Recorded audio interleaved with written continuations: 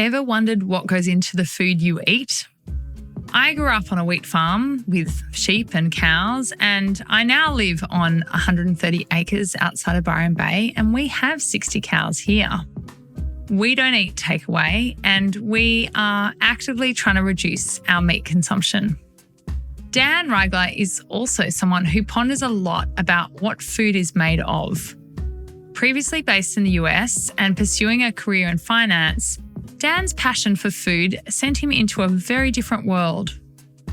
I came to this through a deep passion for food and knowing where my food comes from.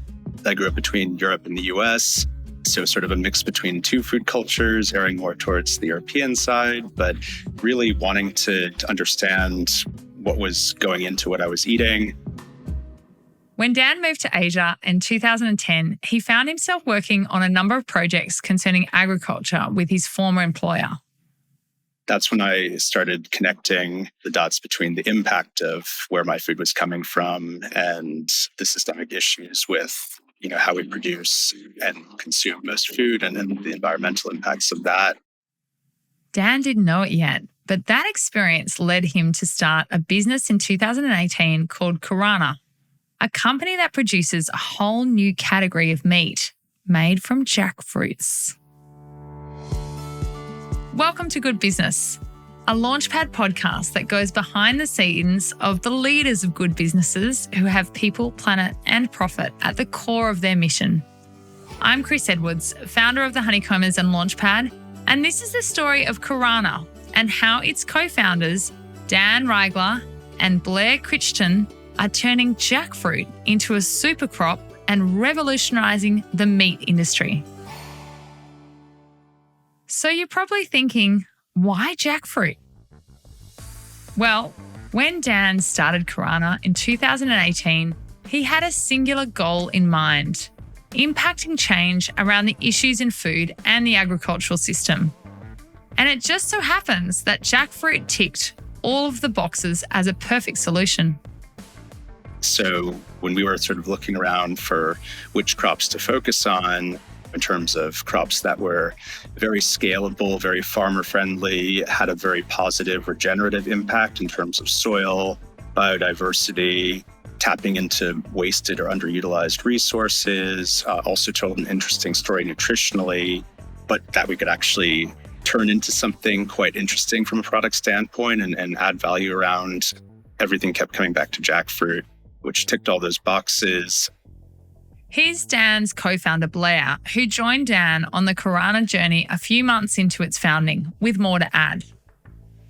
You can tick all those sustainability boxes and everything, but you also have to have a product that consumers want. And as we kind of went down that, we started thinking about, well, really, what is it that consumers are looking for? And what we see is that, consumers were wanting things with shorter ingredient lists that were more transparent. And one of the primary drivers for adopting a more plant-forward diet is health. And so we saw jackfruit as also ticking all those boxes because it's got this naturally meat-like texture that we have kind of enhanced through some of the processing techniques we use. We can offer them a product that's whole plant-forward, so you're getting the benefits of a whole food diet, has a shorter and cleaner ingredient list and is very transparent. It tastes amazing and then has all these sustainability benefits. And I think Blair touched on a really good point, which is that transparency, because if you look around, we talk a lot about what do people want everything, right? Things have to be delicious, they have to be accessible and affordable, and they have to be healthy. Nutrition is a huge driver, but these are all quite subjective across different markets and consumer segments. But I think the universal truth in food is transparency. Everyone wants to know what they're eating and where it's coming from, what you're putting into your body or feeding your family, and connecting people with where their food is coming from. Again, that's really what was the origin behind a lot of this, making better use of an ingredient that people are proud, chefs are proud to put on menus, to highlight and call out and tell a story around and know what the positive impact of that is environmentally and nutritionally. In terms of its ability to address the systemic issues with the food and agriculture system that we talked about before, well, I'll let Dan and Blair explain this one. Jackfruit, it exists in high volumes all over South and Southeast Asia, but it's not the cash crop. So it's grown largely as a shade crop. And so that's why, like Dan was saying, it's there, but, there's no offtake. It's because, actually upwards of 60%, it's been estimated, goes to waste in the markets where it's growing because it's providing shade for your cash crops like your spice and your tea and things like that. Yeah, vanilla, turmeric. So literally, when you say shade, it literally is there just to produce the environment for other crops that are, that's so interesting. And that's really what was inspiring us for a lot of this because, looking at the more traditional indigenous agriculture systems, we talk a lot today about regenerative farming as becoming quite buzzy. And we're seeing the need to, move back from this very consolidated, industrialized agriculture system that we've been building for the past decades, which is leading to a lot of concern and problems around food security, around the limited number of crops we've been eating. And in a lot of South and Southeast Asia, there's been a maintaining of this, traditional approach to small-scale agroforestry. It's really forest farms where they both make use of what is already available and then plant the crops that make sense, to exist naturally in that ecosystem. And in Sri Lanka, especially, you have this incredible, vast network of very small-scale forest garden farms where a lot of it is built around the jackfruit that exists. It's actually illegal to cut a jackfruit tree in Sri Lanka because they know it is a crop that will be resilient through downturns, is very high yielding, and can support these kinds of ecosystems. And you see this in countries like India and Bangladesh as well. So jackfruit is an amazingly resilient crop, but because of that tends to get overlooked. So there's a huge amount of capacity that could still increase income for farmers, could still support more, but it tends to get lost in the shuffle relative to other crops. So we're trying to both tap into that resource that exists and really help add more value and support those farmers who are practicing those techniques and maintaining those systems. On top of that, jackfruit has the added perk of being a fruit that can help populations tide through the tough times because it's just so resilient. We saw this in the last year. There was a lot of political turmoil and unrest in Sri Lanka. There were a lot of issues around fertilizer shortages and food prices rising. And you could see the resilience that came from having jackfruit and that the population was able to rely on that. We actually paused our supply chain just to observe and see what would happen in that sense, because it was really a test for sort of how jackfruit has been preserved in Sri Lanka, and it worked beautifully. And it really strengthens our conviction that this is a crop that can really help feed and nourish the world and create a lot of economic opportunity and great consumer products in the process. And so the pair set off with their goal of transforming jackfruit into a super crop that could act as a meat alternative. However, they faced the challenge of having to create the demand for such a product because, well, obviously, who knew that you could use jackfruit in the place of meat?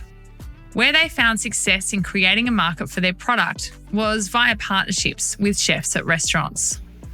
We've always been very culinary focused. In fact, Dan used to nightlight as a food critic, and we worked, I think Dan mentioned earlier, we worked with chefs from the outset to understand how they work with jackfruit and what would be needed for a product to really work in food service, like for them to actually like bring it in and put it on their menus. And so, as we iterated and developed prototypes, there were always chefs that we were sort of leveraging there. But I think, then going beyond that, as we thought about bringing a product to market, it made sense because when introducing something new to consumers, I think there's a number of benefits that come with working with chefs. One, they can be ambassadors for your product and showcase how it can be used. They basically are giving you some form of social proof. And consumers are more likely to try something new in a restaurant setting than they are in a supermarket setting. And also, I think by working with lots of different restaurants and lots of different chefs, enable us to highlight the versatility of the product and how it can be used in lots of different formats to really validate, this is an amazing crop that can be used in our food system. And then finally, chefs are super discerning and, they're very picky about the ingredients that they use, particularly, the higher end chefs that we started with. And we knew if we could get their stamp of approval, then we're basically gonna, we know we're onto something, and consumers are also gonna like it as well. And chefs are incentivized to make things delicious, right? Like they need to please their customers, and it shows, the scope of different flavors, different cuisines, different ranges of preparation and preferences. So having chefs be able to take a new ingredient, a new crop like jackfruit, and tell culinary stories around it and be the champions like Blair was talking about, that's hugely valuable. And all of that work paid off. Today, KARANA has expanded to launching in Hong Kong and the US and unveiled value-add products made from minced jackfruit, collaborating with various restaurants and food outlets to produce everything from gyozas to beef wellingtons to chorizo meatballs with KARANA's jackfruit. We're definitely seeing strong demand there. We're replacing brands like Beyond Meat. We replaced Impossible in all of the kebabs factory locations across Singapore because they like the story, you can tell around jackfruit. We see a lot of instances where something was listed as just an Impossible sausage or Beyond sausage, but then it's KARANA jackfruit or jackfruit sausage. So really being able to tell a story around the ingredient is unlocking a lot of value. And so we get to enjoy and witness all the creativity. And I think definitely for that, that's a huge success to see jackfruit being utilized and introduced either in addition, instead of, or where they never would have looked at a plant-based alternative before because they can, get that value out of it as a chef. Looking ahead, the team is looking to further scale jackfruit's status as a super crop. I think our long-term goal, right, is to scale jackfruit as a climate super crop, and that's seeing it as an anchor crop in this new food system. And we want to see that increasingly become true, right? And we're already starting that. It's not going to happen overnight. And so, we need to develop the technology to enable the scale and the processing, as well as the amazing products to give that offtake so that, this high yielding, very highly scalable crop has a use in the market. Both of us come at this from a passion for transforming our food system. And that's where we want to get to. Well, thank you, Dan and Blair. It's been so interesting and fascinating, really, what you have created and your ambitions. So thank you so much for your time. Thanks for having us. It was an interesting discussion. Thank you. I loved this interview so much. I think my big takeaways is that it's really not easy when you're trying to build a whole new market, building, I suppose, a fan base and a consumer habit. Plus, you're trying to build a whole new supply chain and really a new industry. So Dan and Blair have challenges on both fronts. It's also kind of hard to get funding right now for these kind of innovative businesses. But my big takeaway is that Dan and Blair are really certain and sure that climate change is the biggest challenge all consumers and businesses are going to be facing in the future. And their product is a great solution to decrease our impact on the planet.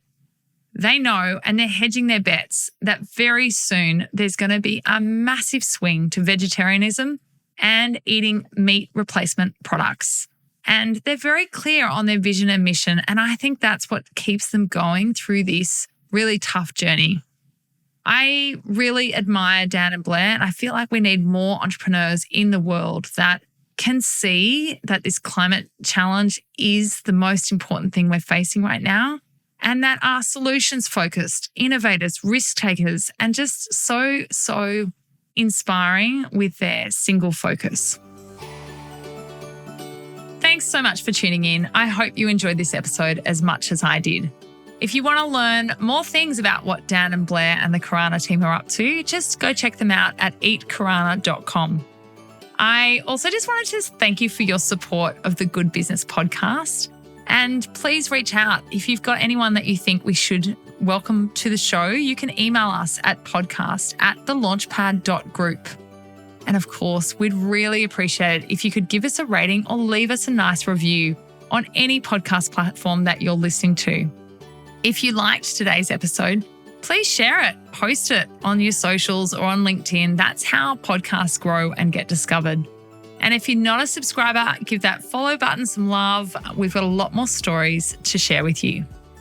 Finally, if you are looking to join a community of purpose-led, kind entrepreneurs, hit us up and come and join us at The Launchpad. It's www.thelaunchpad.group. I think you'll be really surprised at what you could harness from joining our community. Before we close out, I just want to acknowledge the traditional owners of the land of which I'm recording this podcast, the Arakwal people of the Bundjalung Nation, and I pay my respects to elders past, present and future, and I extend my respects to all traditional cultures. Thanks again for listening. I'm Chris Edwards, and I hope you feel as inspired as I am to create your own good business.